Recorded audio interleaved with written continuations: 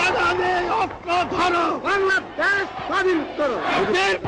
আপনারা জোরে স্লোগান ধরেন, আমার দেশ তোমার দেশ, বাংলাদেশ বাংলাদেশ, আমার দেশ তোমার দেশ, বাংলাদেশ বাংলাদেশ, স্বাধীন করো স্বাধীন করো, বাংলাদেশ স্বাধীন করো।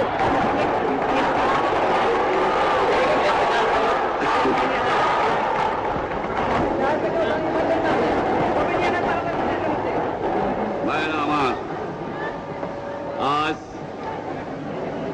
দুঃখ ভারাক্রান্ত মন নিয়ে আপনাদের সামনে হাজির হয়েছি। আপনারা সবই জানেন এবং বোঝেন আমরা আমাদের জীবন দিয়ে চেষ্টা করেছি, কিন্তু দুঃখের বিষয় আজ ঢাকা, চট্টগ্রাম, খুলনা, রাজশাহী, রংপুরে আমার ভাইয়ের রক্তে রাজপথ রঞ্জিত হয়েছে। আজ বাংলার মানুষ মুক্তি চায়, বাংলার মানুষ বাঁচতে চায়, বাংলার মানুষ তারা আজ তার অধিকার চায়।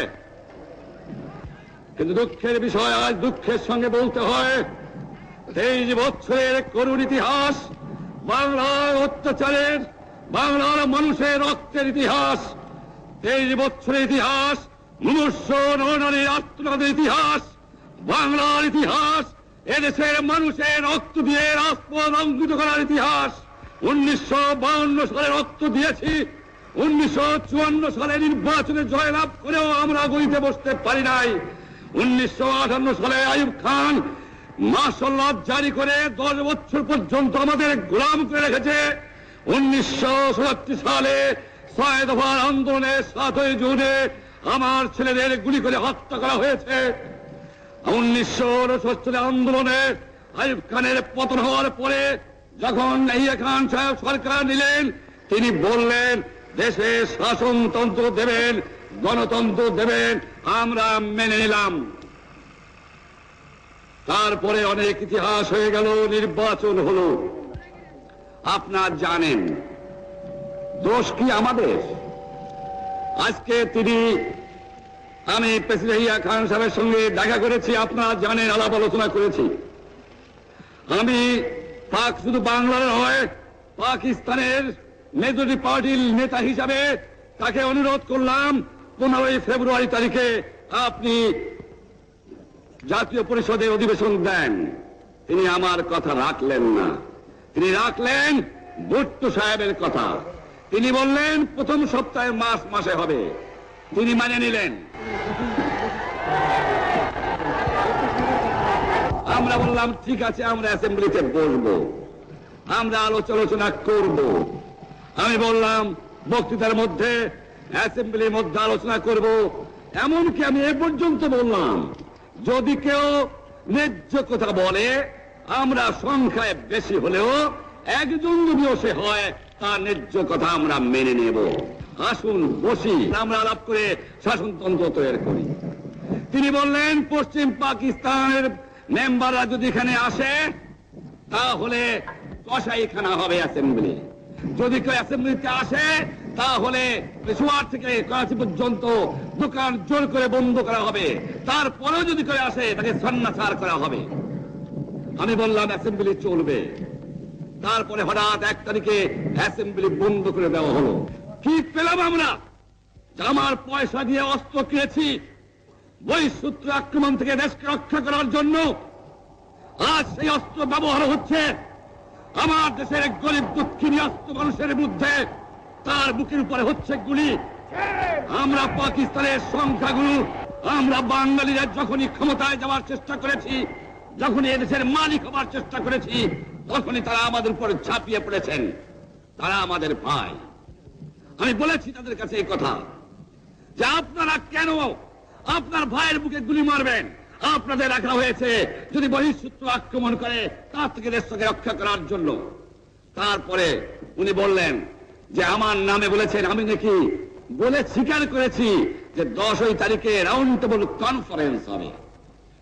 আমি উনাকে একথা বলে দেবার চাই, আমি তাকে তা বলি নাই।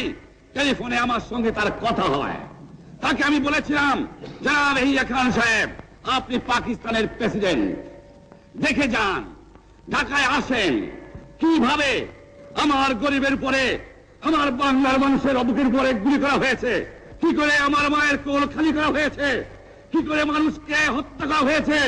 আপনি আসুন, দেখুন, বিচার করুন, তারপরে আপনি ঠিক করুন। আমি এই কথা বলেছিলাম।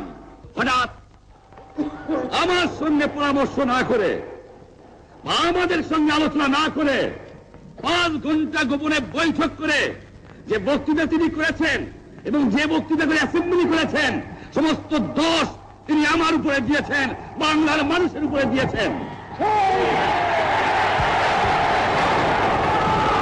আমি পরিষ্কার মিটিয়ে বলেছি, এবারের সংগ্রাম আমার মুক্তির সংগ্রাম, এবারের সংগ্রাম স্বাধীনতার সংগ্রাম। ভাইয়েরা আমার, 25 তারিখে অ্যাসেম্বলি কল করেছে, রক্তের দাগ শুকায় নাই। আমি 10 তারিখে বলে দিয়েছি যে ওই শহীদের রক্তের উপর দিয়ে পাড়া দিয়ে আরটিসিতে মুজিবুর রহমান যোগদান করতে পারে না। অ্যাসেম্বলি কল করেছেন, আমার দাবি মানতে হবে। প্রথম, সামরিক আইন মার্শাল ল উদ্ধ করতে হবে, সমস্ত সামরিক বাহিনীর লোকদের ব্যারাকে ফেরত দিতে হবে, যেভাবে হত্যা করা হয়েছে তার তদন্ত করতে হবে, আর জনগণের প্রতিনিধির কাছে ক্ষমতা হস্তান্তর করতে হবে। তারপরে বিবেচনা করে দেখব আমরা অ্যাসেম্বলিতে বসতে পারবো কি পারবো না। এর পূর্বে অ্যাসেম্বলিতে বসার, আমরা অ্যাসেম্বলিতে বসতে আমরা পারি না। জনগণ সে অধিকার আমাকে দেয় নাই। ভাইয়েরা আমার, তোমরা আমার উপর বিশ্বাস আছে?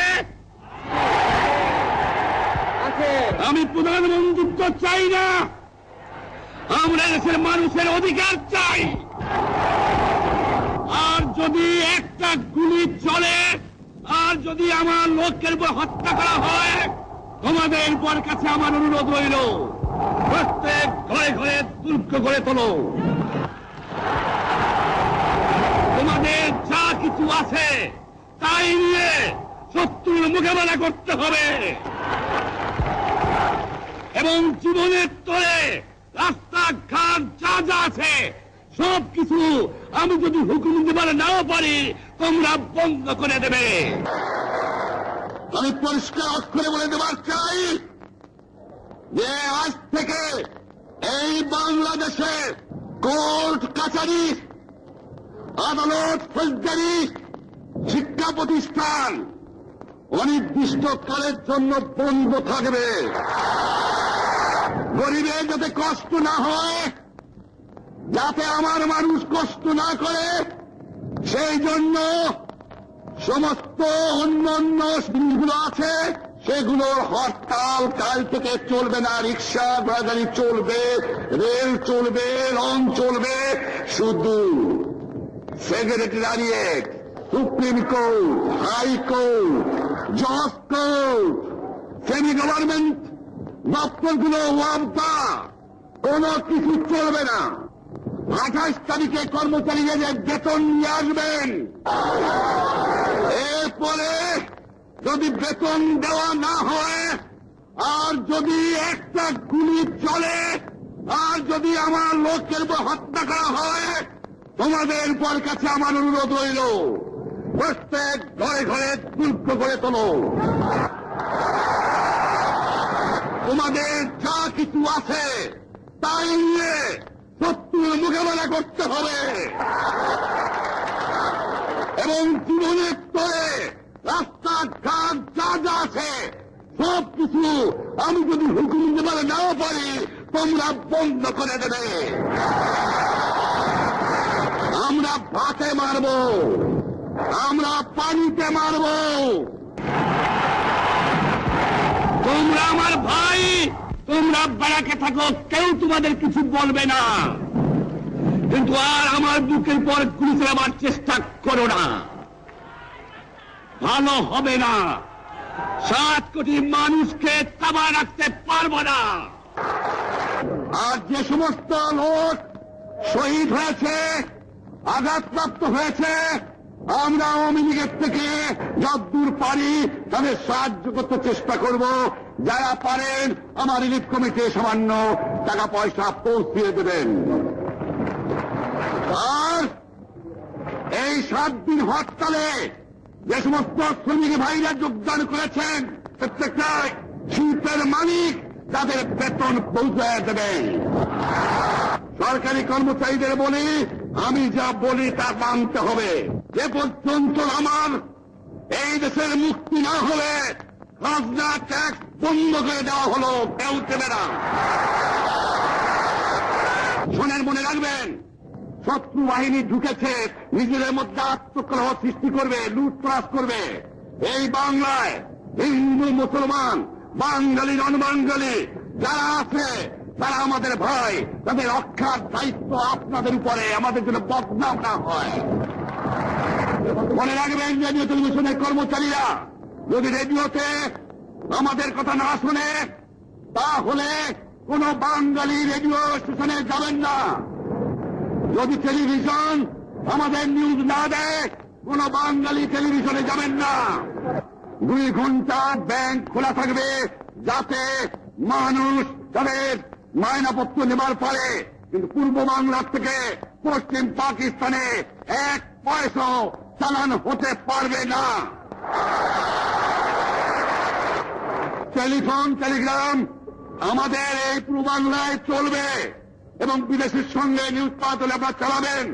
কিন্তু যদি এই দেশের মানুষকে খতম করার চেষ্টা করা হয়, বাঙালিরা বুঝে শুনে কাজ করবেন। প্রত্যেক গ্রামে, প্রত্যেক মহল্লায় আওয়ামী লীগের নেতৃত্বে সংগ্রাম পরিষদ গড়ে তোলো এবং তোমাদের যা কিছু আছে তাই নিয়ে প্রস্তুত থাকো। মনে রাখবা, রক্ত যখন দিয়েছি, রক্ত আরো দেব। এই দেশের মানুষকে মুক্ত করে ছাড়বো ইনশাআল্লাহ। আপনারা আমাদের ভাই, আপনারা দেশকে একেবারে জাহান্নামে ধ্বংস করে দিয়েন না। জীবনে আর কোনদিন আপনাদের মুখ দেখা দেখি হবে না। যদিও আমরা শান্তিপূর্ণভাবে আমাদের ফয়সলা করতে পারি, তাহলে অন্তপক্ষে ভাই ভাই হিসেবে বাস করার সম্ভাবনা আছে। সেই জন্য আপনাদের অনুরোধ করছি, আমার এই দেশে আপনারা মিলিটারি শাসন চালাবার চেষ্টা আর করবেন না। দ্বিতীয় কথা, প্রত্যেক গ্রামে, প্রত্যেক মহল্লায়, প্রত্যেক ইউনিয়নে, প্রত্যেক সাব ডিভিশনে আওয়ামী লীগের নেতৃত্বে সংগ্রাম পরিষদ গড়ে তোলো এবং তোমাদের যা কিছু আছে তাই নিয়ে প্রস্তুত থাকো। মনে রাখবা, রক্ত যখন দিয়েছি, রক্ত আরো দেব। এদেশের মানুষকে মুক্ত করে ছাড়বো ইনশাআল্লাহ। এবারে সংগ্রাম আমাদের মুক্তির সংগ্রাম, এবারে সংগ্রাম স্বাধীনতার সংগ্রাম। জয় বাংলা। বাঙালি আত্মধরো।